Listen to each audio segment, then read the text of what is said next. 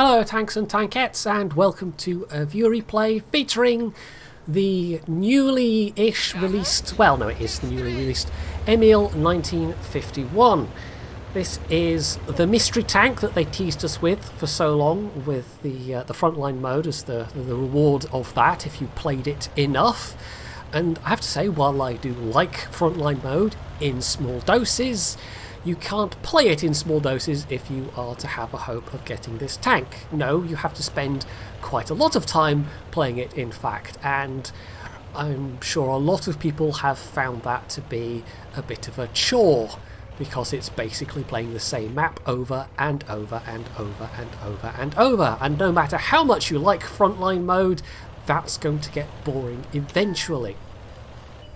I must also apologise at the top of this replay for the fact that it appears to be a little bit buggy. There are times when it just flicks into sniper view for no apparent reason, and I'm pretty damn sure that it's not KalloSaurus here that's doing it. It does in fact seem to be the replay. I can't really do much about it, I'm afraid.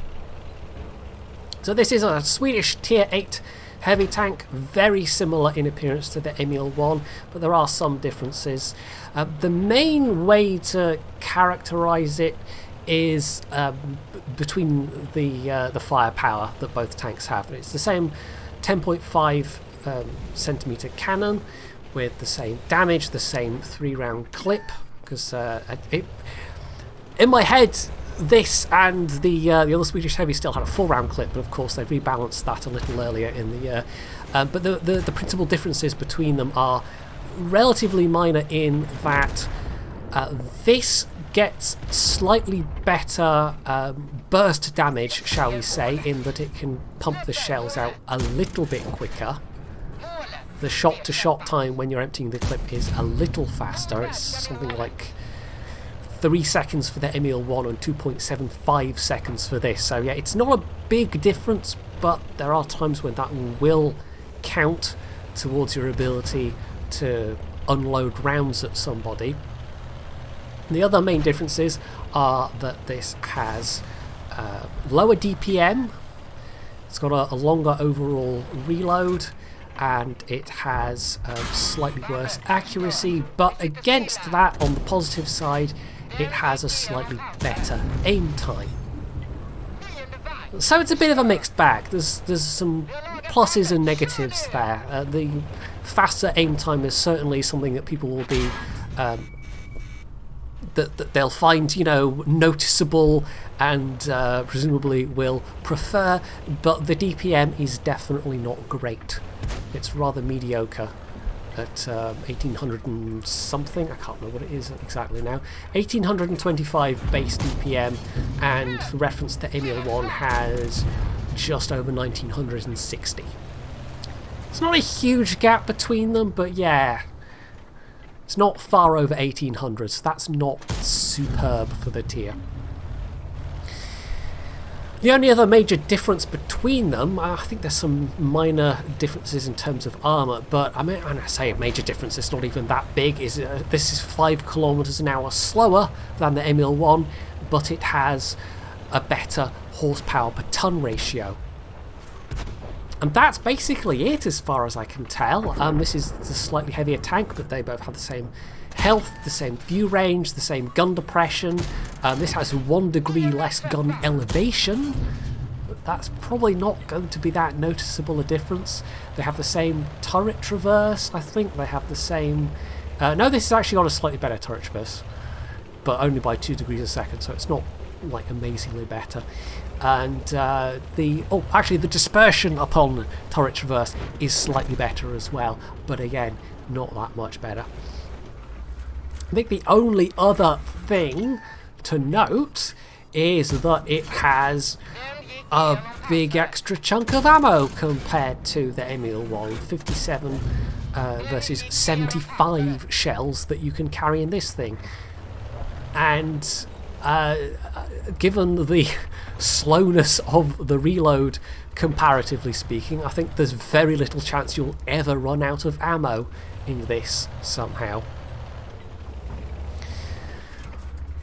The armor profile, I mean, I mentioned there's some slight differences, but the important part of it is the turret face, and in that way it is exactly the same as the Emil one. It's a very strong hull down machine, especially at this tier, when you're top tier. In tier 10 games, or even some against some tier 9 machines where they have tier 10 guns essentially, you might find some premium ammo will be able to punch through even when you are somewhat angled, but if you're angled enough, then you'll even bounce some of the big scary 300 plus penetration shells, because it will just fail to penetrate. For this kind of situation though, I mean, literally the only thing that can hurt him right now is artillery. All these other things downrange are really not going to be able to do anything against him. Even HE is basically not going to be able to like at best, you know, you might turn the gun yellow, or would you even be able to take off a little bit of health? I'm not sure, but I don't think you would, not with the kind of guns facing him. I mean, the Scorpion might with a 128mm, and I can't remember offhand what the WZ-120 has, presumably a 120mm, so that might also have enough to cause a bit of splash, but you don't tend to see people throwing around huge amounts of HE with those sorts of guns. So we've come to about an equal place in terms of kills. They are putting some serious pressure on the enemy base, especially with the tanks going through the middle. They actually managed to win that engagement, but they're all fairly beat up, and there's still these tank destroyers at the base. At their own base, there's also some tank destroyers, and some enemy tanks did push through, but it's basically left to that M41 GF, and I think everything else managed to die. One of the Scorpions that's still alive, by the way, the one that's near their own base, they've managed to fall on their side, and this doesn't really become apparent until a little bit later on. But yeah, they're not able to do anything without somebody coming and unsticking them. And nobody does.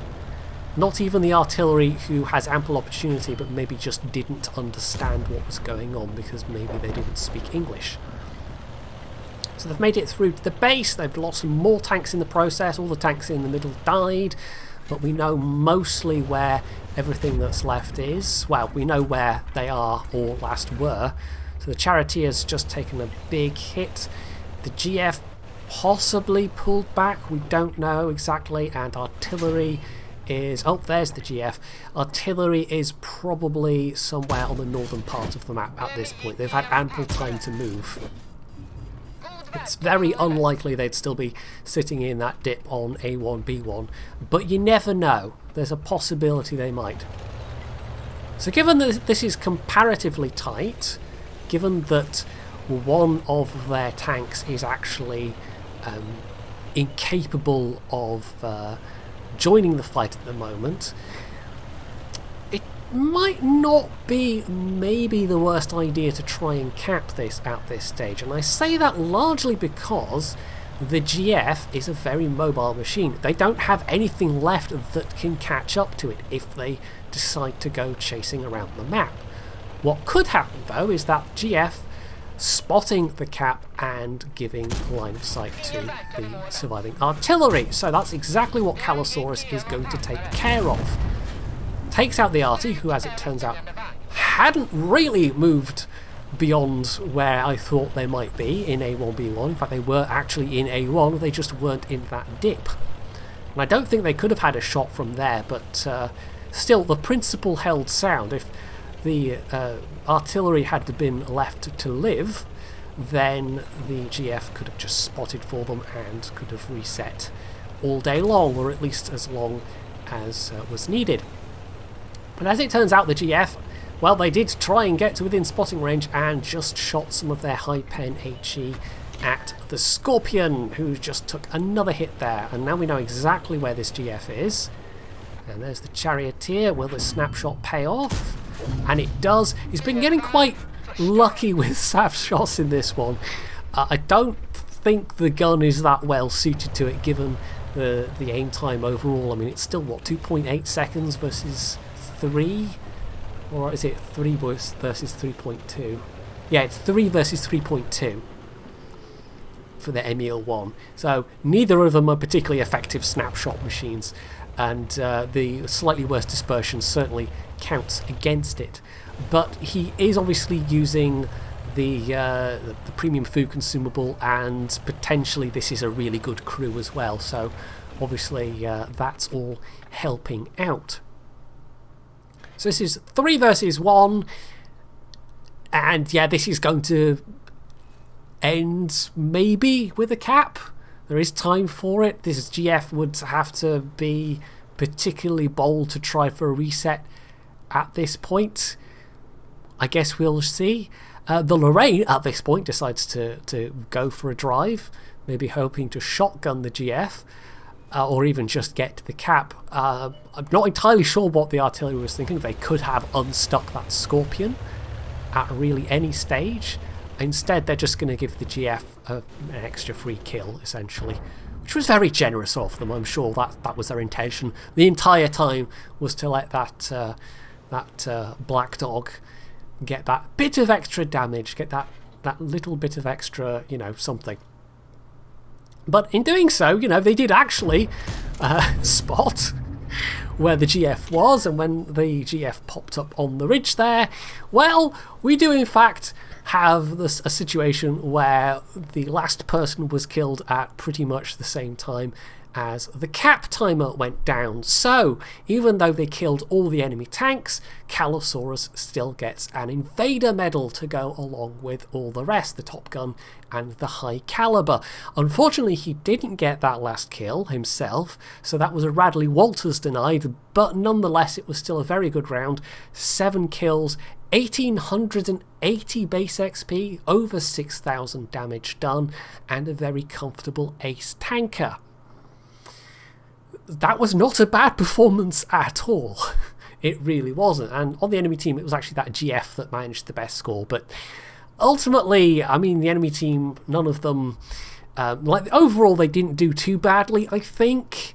But none of them were really in a position to counter where KalloSaurus was and what KalloSaurus was doing to use the strengths of that tank.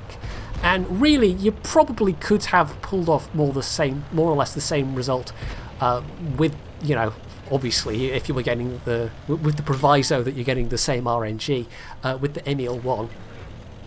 But overall, it just goes to show that if you like the Emil 1, if you like the Swedish auto-loading heavies overall, then you'll probably do just fine in this. It really doesn't seem that different from the Emil 1 overall. Not enough to make a huge difference anyway. This tank does more seem aimed at partly collectors, partly it's nice just to have a Swedish heavy as a crew trainer, I suppose, although it's not going to be that useful for the fact that everything up to tier 8 is a light tank or a medium tank, obviously excluding the tank destroyers. So yeah, it's sort of useful for the higher tiers of the Swedes, but not that useful otherwise. But I suppose, if you were going for this, you could at least start to train up a heavy tank crew in advance of actually getting the heavy tanks. So as a thing you can grind out, okay, fine, but yeah, Wargaming, please give us some extra maps in frontline mode. Give it a bit of variety. It's nice and all, but even doing a thing that is somewhat enjoyable over and over and over and over and over and over and over and over and over gets tedious after a while. So yeah, more maps please. So that's the Emil 1951 as driven by KalloSaurus. Hopefully you enjoyed this replay, and if you did, you can do all the usual things down under the video, and of course, as always, stay tuned for more.